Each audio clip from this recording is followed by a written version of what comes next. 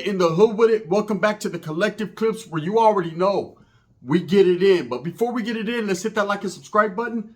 Ding! Put your notification bell on all so that way you're directed in the direction of the dope content I am kicking. And I highly appreciate all the support, man. We're going up on this channel and it's all because of you. And for that, I can say I'm very humbled and I'm very much so appreciative. I know I couldn't do without you, so thank you. So I was asked a question yesterday and I felt that for no other reason, I should answer it, elaborate on it, detail it out, give you that pura, man. And that was a cucaracha that flew by, I'm for sure, right?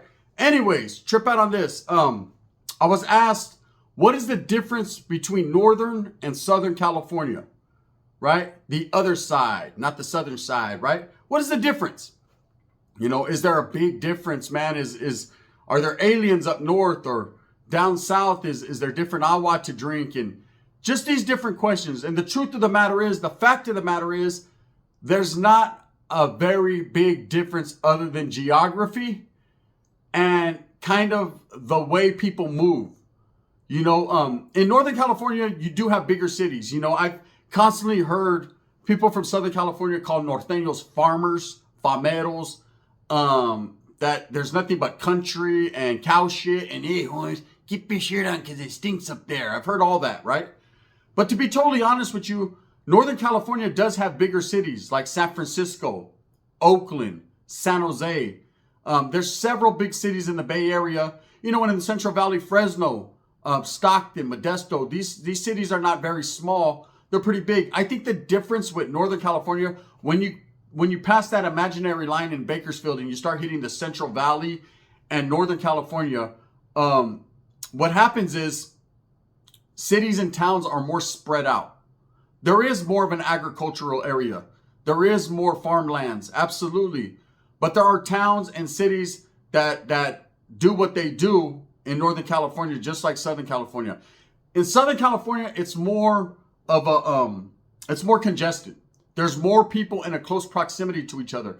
Just like San Francisco or San Jose, though. You know, there's barrios on every corner, hoods, streets, homes that are close together. A lot of people moving and grooving and working and doing their thing.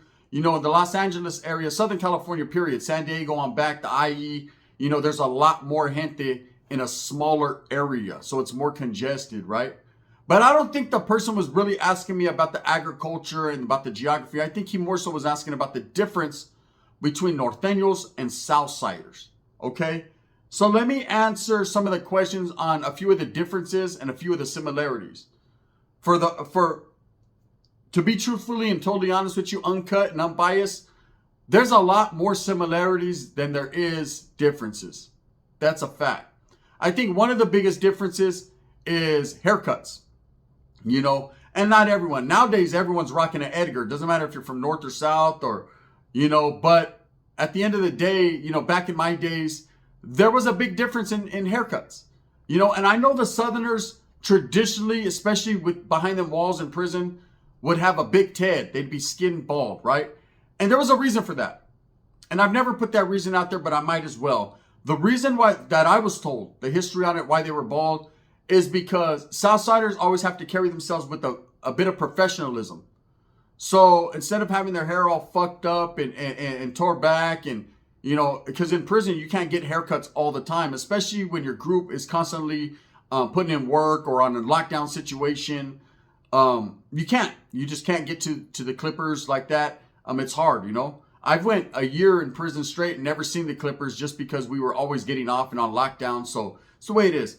So the Southsiders have always been bald to look more uniformed and professional. That's one thing about the Southerners on the prison yards or even in the streets.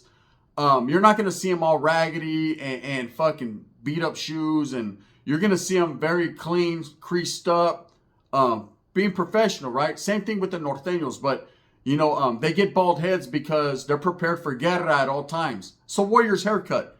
You know, I remember, man, I told a story a long time ago. We were going to get off in Nellis in the youth authority. We were going to kick it off. And the first thing we did, it was canteen day that day. We busted a big ass spread. Like all the clues were out there for the Southsiders to see, but they didn't recognize it because they weren't paying attention. Their awareness was lacking that day, right? The first thing we did was we fucking got all our commissary together because we knew that we were going to go to the oil for a long time and our commissary was going to get moldy or old or stale.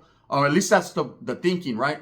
Plus, we just wanted to get down, so we busted the biggest spread in the world. I mean, fucking 4 cases of sopas, fucking 40 bags of chips. I mean, it was crazy, right? Big spread. We overdid it. And then we broke out the hair clippers and started to all cut our hair bald.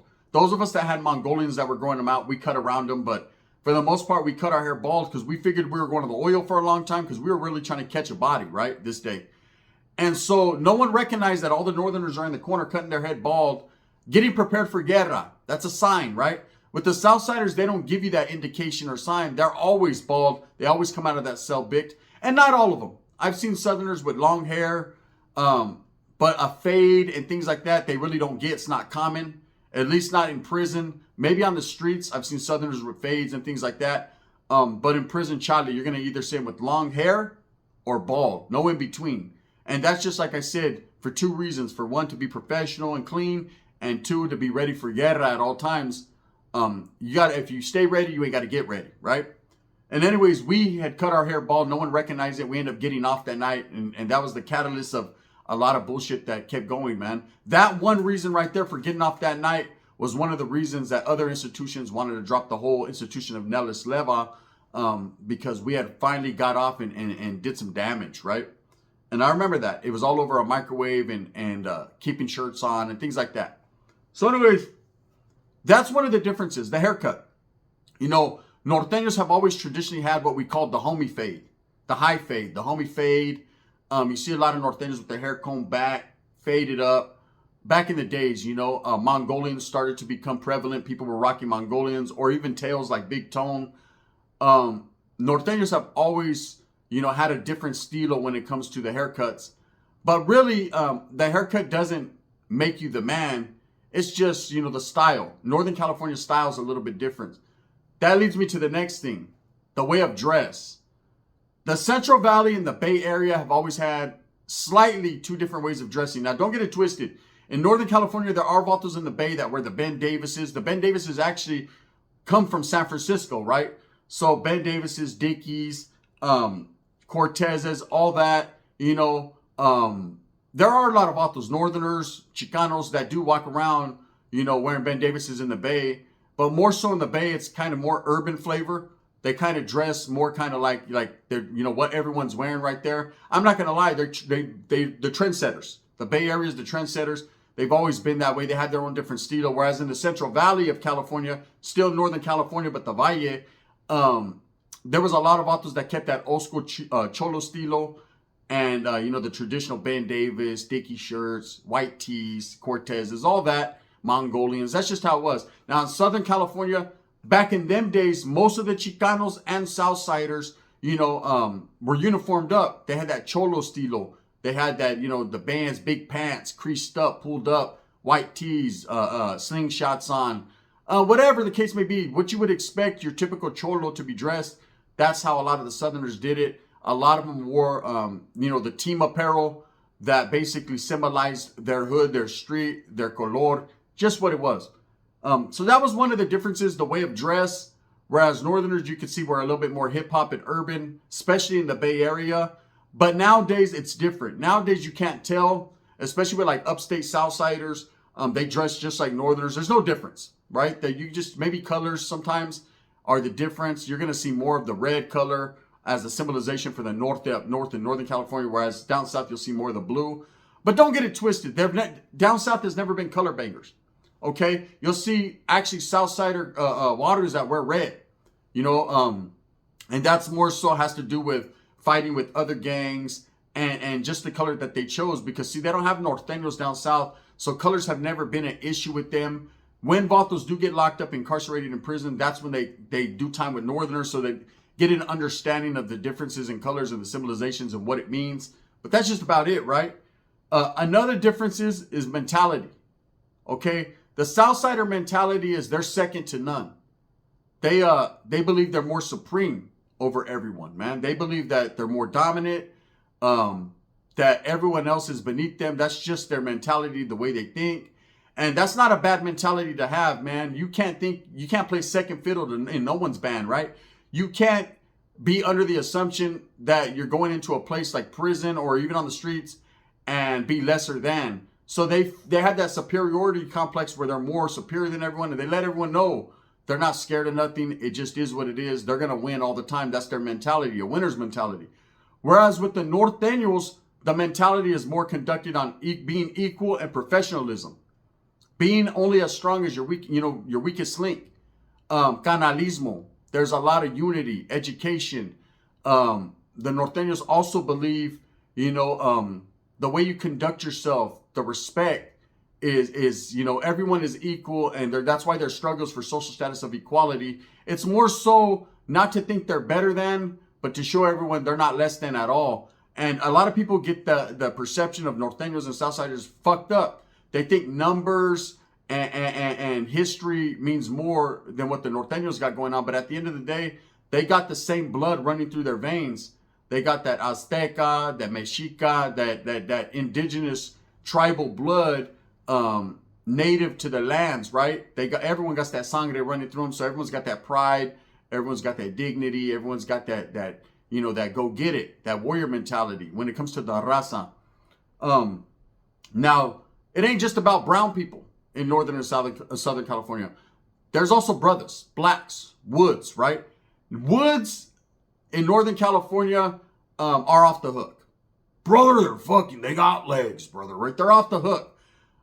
You'll see more, I guess you would say, the hills have eyes style. That's what I like to call it. Take a shower type style, right? The woods up north, the ones that are like in Shasta County, Humboldt County, these guys are on their hillbilly shit, right? They don't give a fuck how they dress. If you want it, you can get it. They'll give you all that smoke, right? They're too busy doing what they do, working on a car in the front of their house. Whereas the woods in the Bay Area got a little bit more stilo and style, almost to the point where they start looking like Northerners and blacks, the way they dress. That's just how that is. Now in Southern California, you have a lot of skinheads and woods, and they got more traditional skater type attire. Woods to me that I've always noticed, or even skinheads, they wear them dickies, them black slingshots, the hats flipped up like that. They just got their stilo, and I could pretty much tell you what a wood looks like right off the top. And I noticed that is pretty prevalent when it comes to the woods in Southern California. Now blacks, styles are changing. You got to understand, I'm talking about my days. Nowadays, everyone is fucking wearing whatever they're wearing. It's really changed a lot. The tightness in the pants. Back in my days, it was silver tabs, Miller's Outpost, baggy pants. Nowadays, it's the tighter, the better, I guess. Everyone's on their Wes Watson ball hugger shit. But the brothers, man, traditionally down south, their style and the Mexican style was very similar. Gangbangers, Crips, Bloods, they wore their colors to identify, but they had paños. They had Dickie shorts, Dickie pants, Dickie shirts, Ben Davises, Cruz Lolos, lowriders, ate at the taco trucks. There was a lot of influence and a lot of cultural indifferences, meaning that there was a lot of the same things going on in the Mexican, the brown community, the raza community, and the black community. They dressed pretty similar. Now, I think the only difference with blacks and the southern raza down there was the sagging aspect, where brothers more traditionally were sagging. And, I've heard a lot of stories where that comes from prison and all that. I don't know, to tell you the truth. I just know that a lot of Crips were known for sagging and blue ragging. And same thing with the Bloods. Up north in Northern California, in the Central Valley, it was kind of similar. There's a lot of Crips and Bloods in the Central Valley. So it was the same style as LA. No difference. The blacks, white tees, Dickies, Chuck Taylors. It was the same. Whereas in fucking the Bay Area, there was always a little bit different flavor. The Bay Area is the oxymoron of everything. Like I said, trendsetters. I've always had their own style, their own flavor. You go to the Bay, it's a little bit colder off the water, so they're wearing the big parkas, fur, diamonds in their mouth, pimping, pandering, on their player mode shit. It's just what it is, right? All the way from Vallejo, Richmond, Berkeley, East Oakland, West Oakland. I mean, all that. Frisco. They've had that style, it's that Bay swag style, and that's why a lot of the Norteños and even Southsiders, Upstaters, tend to lean more towards that style. It's not necessarily black way of dressing. It's a fucking Bay way of dressing. They have their own Bay thing going on. Another the difference of Northern and Southern California is, it has something to do with geography. There's more of a Mexican or a raza influence in Southern California. Places like East LA, places like Logan in San Diego, certain parts of the IE.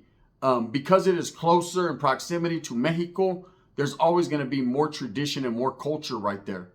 Whereas, everyone there speaks Spanish. Not everybody, but for the most part, they speak Spanish. They grew up around paisas. They grew up going to Mexico to TJ to go party. It's close. Everything is raza influenced, heavy. Stores, areas. East LA is like mini Mexico, Whereas up north in Northern California, you do have pockets of places like Salinas and San Francisco and the Mission District and, of course, San Jose. But it's more of a mixture of everybody. So it's going to be more cultures coming together. You're going to have a lot more Asians. Their culture they bring to the table. Cambodians, Vietnamese, Hmongs, Laotians. You're going to have the Woods, of course, are deep in Northern California. You're going to have, of course, the Blacks, the Brothers, man. And then the Norteños. So there's a little bit of everything. And, I know Norteños have always been talked about as they don't know Spanish. They're less than. They're Chicano. They're not Mexicano. And that's because a lot of the families took their kids further up north to follow the fields and to work. And what happened was these kids in the schools up north in Northern California, there was a lot more white kids. So Spanish was a secondary language, whereas English was taught more so. And so these kids, their parents wanted them to have a better life and to learn English. So they didn't talk to them in Spanish. So they weren't taught Spanish. And it's different for each family, man. That's how it was in my household. I didn't learn Spanish as well. My jefita, all my tias, everyone talked Spanish. There was a heavy influence of Mexicano flavor there. Paisas in and out and all that. But at the same time, because we went to school, we just leaned more towards the English language. It's what it is, right? We're Chicano, we're Mexican Americans. So at the end of the day, nothing wrong with someone brown skin talking English, man. I don't see how that makes anyone better or worse. There's a lot of differences, in Northern and Southern California. But there's a lot of inconsistencies with people that think they're just vastly or greatly different. There's a lot of the same thinking. We eat the same foods. We party the same way. There's not too much of a difference in mentality as far as, everybody's down for theirs and ready to fucking go all out if they have to. One of the biggest differences with Northern and Southern California, and this is like the elephant in the room, man, is the interaction with brothers, with blacks, right? So, if you want to take it from a prison standpoint, there was a line drawn in the sand with groups, with organizations, the Big Four, while in prison. I hate to talk about the Big Four in any capacity because they deserve their respect. That's their thing. But there was lines drawn in the sand, and there was unity, and there was alliances that were formed back in the days. And we know groups like the NF and, of course, the Black Guerrilla family at that time had a loose alliance. Whereas on the other side, the whites and the Mexicans, Southern Mexicans, they had their loose alliance, right? And that doesn't mean that there was never guerra between the groups. Your alliance, there, it's pick and choose, yard to yard. But there was always a loose alliance. So that spilled over to the streets of Northern California. And because Northern California, everyone's pretty much even. There's Mexicans, blacks, whites. The relationship between the blacks and the Mexicans, and for the most part, especially in the Bay Area, has always been cool. There's always been black and brown there. There's always been a unity and working hand in hand to achieve set goals, right? That's always been like that. In and out of the jails, the county jails, and then prisons. Norteños could identify with the brothers because they go through a lot of the same struggles, a lot of the same poverty, a lot of the same hood shit. And so that's easily recognizable by Northerners. So there's always been that love or that respect there, that canalismo, we'll say. Anyone that's worthy of the cause will get embraced. That's the Northern philosophy, right? So the blacks definitely went through some of the same shit. A lot of gang ties there. In Southern California, there's always been animosity between the raza and the blacks. And I think that's more so stemming from prison, but also stemming from two groups that are trying to be the majority and are looked at as minorities by the Woods, right? By the whites. Two groups that instead of sharing and seeing their similarities, want to be the ones, right? And there could be more to it than that. I'm not from Southern California, so I can't tell you the history on why that is. But I know that there's been tradition. Not everybody. There's a lot of Mexicans and blacks that get along. But, there's been a lot of rivalry. There's been a lot of death, especially in the early 90s, gang banging. Everybody was gang banging. And, that's when barrios started to really establish in certain black areas and started to gain numbers, man. And the blacks weren't going out like that. And so it was, a lot of war down there fought. So the comfort level in Southern California with blacks and Mexicans just now is starting to get more comfortable than it's been in the past. But there were hoods like Grape Street, Watts Vadio Grape, a lot of different, I just named them as an example. I know the Florencias used to go at it with the East Coast real tough, but I know a certain clique in the Hoovers were cool with 18th Street. There's just a lot of things down south where there was cool and then there was uncool times, right? That's probably one of the vast or the major differences with Northern and Southern California when it comes to the raza and the blacks. But as a people, everybody's the same, man. It trips me out when I hear people, they're all fucking farmers or punks up north, or yeah, them vatos are all fucking, this and that down south. To me, there's no difference, man. You wouldn't know until you go there. You might like it. You might enjoy it. Also, I get asked about women, right? The hyenas. Who's prettier? Are there better chicks up north or are there better chicks down south? I think it's for each person's interpretation. Me, myself, real life, I love me a chick out of Fresno, Modesto, and Sanjo, right? But I ain't gonna lie, them LA chicks hit different. I'm trying to go to LA and knock something down. If any of you chicks want to get in my DMs, what's happening, Essa? Right? Straight up. Anyways, that's pretty much the difference. I hope that answered the questions, man. Haircuts, mentality to some form or fashion, but food.